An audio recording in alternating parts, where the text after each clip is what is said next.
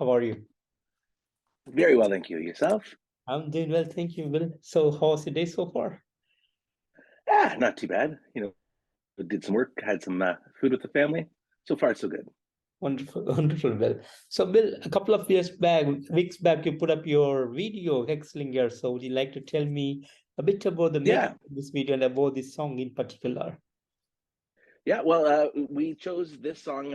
It's been quite popular at our live shows, so we thought it would be a good. It's a good heavy hitting song that we thought would come across well on video. So um, we got together some production elements, went to our rehearsal space, and just recorded sort of what the experience of a live show feels like, and then we mixed it with some dark elements that sort of bring out some of the story elements into real life, and that's how we sort of got the end result. That's the video for Hexlinger. Fantastic, fantastic. And last year, August, you put up the album Magic. So, a great album. Mhm. So, Thank you. would you like to tell me a bit about the songwriting and production that went behind this album?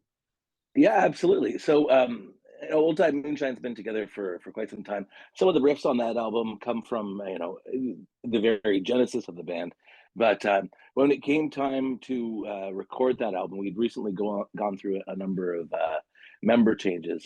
Mm. So our entire rhythm section, Jesse on bass and Adam playing drums, were fairly new to the band at the time that we went into the recording studio.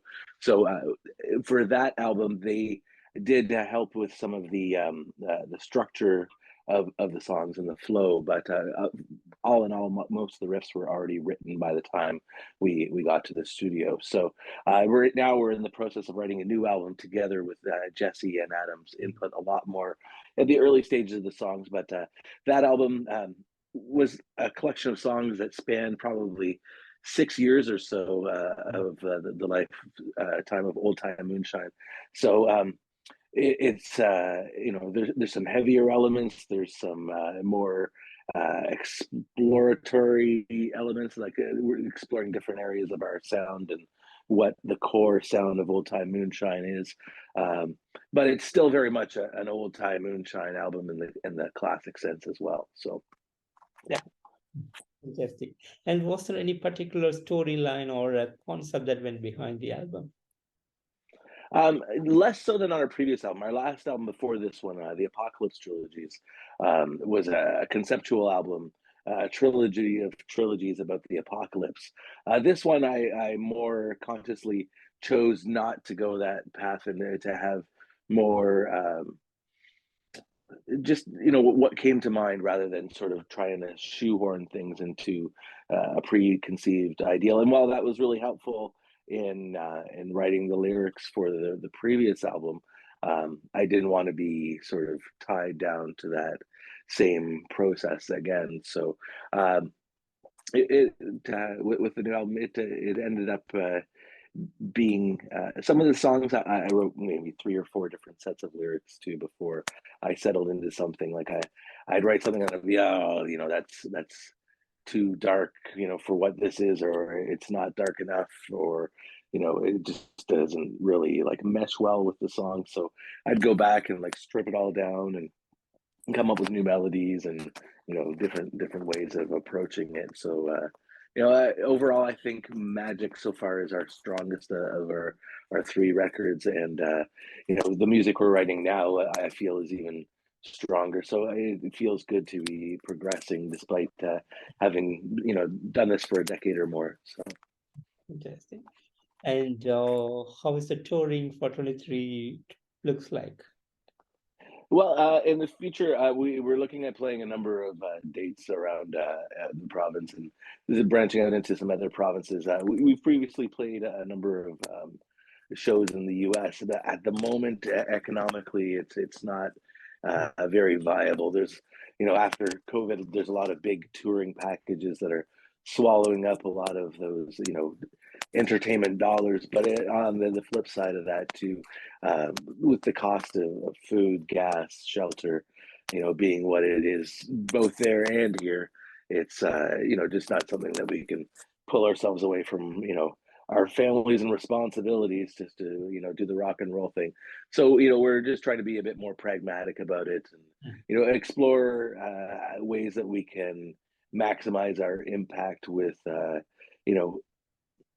more effort and less money, I guess you could say, so that we can keep it economical, but also still, get to have lots of great band experiences. We've had the opportunity to play with some incredible bands over the years, and to go to some incredible places, and we plan to continue that. But just maybe we'll start looking at Europe as a possibility, or like a cross Canada venture. Right now we're more focusing on writing, but we're planning for some live dates in the summer and the fall right now. So you Fantastic. can expect to see us on the road soon. Also. And planning any new single or something coming out from All Time Moonshine? We are considering doing a third video for the album. So we haven't entirely decided which direction that's going to go, but we're not done pushing magic yet. It's a great record that we're really proud of. So we're really trying to give it our best efforts, and we did sort of rush it out initially. We had a great opportunity in the U.S. to play a big festival, the Maryland Doom Fest, and unfortunately, the border guards decided that they didn't want to let that happen. So we rushed the album to get it ready for that show, and unfortunately got turned away.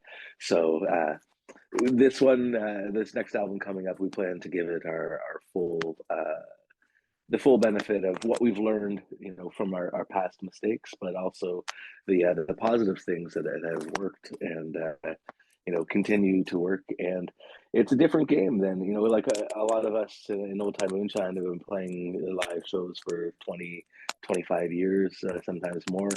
And it's the way you approach meeting new fans and playing live music has changed. Like, some of the core things are still exactly the same. It's still playing music in front of people and entertaining them, but the way you market yourself as a band has changed drastically, and the sort of access to that marketing and the way that it's structured has changed dramatically. Like, the things that used to be effective aren't necessarily effective anymore, and the metrics that people professionals in the industry use to judge you and decide whether they're going to help you, where those things come from, have changed dramatically. So we're a relatively seasoned band that we find that we've got a lot of experience, but we're always looking for new experiences. So trying new things, and seeing what works, what doesn't work, and putting our efforts where things are working. Fantastic. And how has this journey of music been for you so far? It's always had its ups and downs, more ups than downs, or we wouldn't still be doing it. But I do the feeling that you get when everything is clicking, and you're playing a great set and the crowd's into it, and you almost sit back like a passenger, and you can watch things happen, and you sort of say to yourself, this is cool, and then you like snap back into the moment. Just like that sensation to me is like the ultimate vibe. It's better than any drug, that sort of connection, and it feels greater than yourself. You know what I mean? Like, it just, and you can connect like that with music as a fan as well. Like those moments at a concert where it's just so heavy and the lights are hitting, and the way that people are moving is so cool, and like you can connect that way from a fan too, and have that experience. So like again, we've got to play some pretty cool shows, and sometimes they go great, sometimes there's technical difficulties, and it pulls you out of that moment for a little bit, but it's always such a great thrill to connect with music in that way. And I'm always seeking to make that connection and remake that connection. And I love the camaraderie a band as well, like this sort of team effort to create something special and to get people excited about it. And so it's a lot of fun, you know, like my brothers in Old Time Moonshine, we enjoy what we do. Yeah, you know, again, it's not a job, it's a passion and for us. So Fantastic. And would you like to share some of the highlight moments for the band? um I, you know, there's been a few. We got the opportunity to play with Corrosion of Conformity, who's been a big influence of ours, and also I Hate God on that same show, and a local band, friends of ours, Pale Mare. That was a really cool show, playing like a venue at capacity or near capacity with some of your heroes, and we've got to play with some of our other heroes like Life of Agony and Karma to Burn and Mars Red Sky, and tons of others. And you know, it's meeting cool people, and like for instance, going down to play shows in the States, and driving for 20 hours, and you get to a place and you realize that in this small little town in the middle of the US, that there's another 60 people that are just like you and like the same music and the same things, and you're like, Yeah, wow, I'm not alone. Like everywhere I go, there's more people just like me. Like I'm not, you know what I mean? Like that connection as well is really cool to make. So fantastic, fantastic. And any plans to get back into the studio for the next album? Any plan to yeah, meet? we're planning on going back by the summer actually. So we're writing. The writing is going really great. There's some initial like feeling out period where we're learning what the new influences we're going to bring, and like learning how to write together, because for years, in making magic, and sort of integrating the new members into the band, we were sort of playing the same 15 songs over and over and over again, without writing new music. So to now have that opportunity again, it's really cool. But it's not like riding a bike. You lose a little bit of your skill, so you have to build it back up again. But now, everybody brings something different to the table, and it's been really great. And we're finding the material really strong. So we plan, hopefully, to hit the studio for the summer, with plans to release, maybe by the end of the year, early in 2024. So look for some new music from Old Time Moonshine soonish. Fantastic. And Bill, finally, any message that you want to give to the fans from the world? I would just like to say thank you so very much for your support. It's been, amazing, especially with this last album, Magic, just to see the responses and the heartfelt, words, both on the internet and at shows, where it's just it makes us feel great. It makes it all worth it.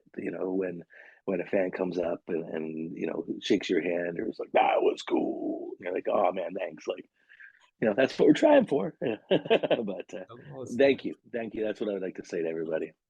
Awesome, Bill. And Bill, I want to thank you so much for giving me today this wonderful opportunity to have you on this interview. And it's a pleasure to meet you. And thank you so much for putting up an amazing album, Magic. Thanks for the beautiful music and the awesomeness. And I looking forward for more great from you guys. I wish you all the best. Thank you so much. Have a wonderful evening, and You thank too, you for you taking too. the time to speak with me. You too. Bye for now. Yeah. Take care. Bye bye. Bye bye.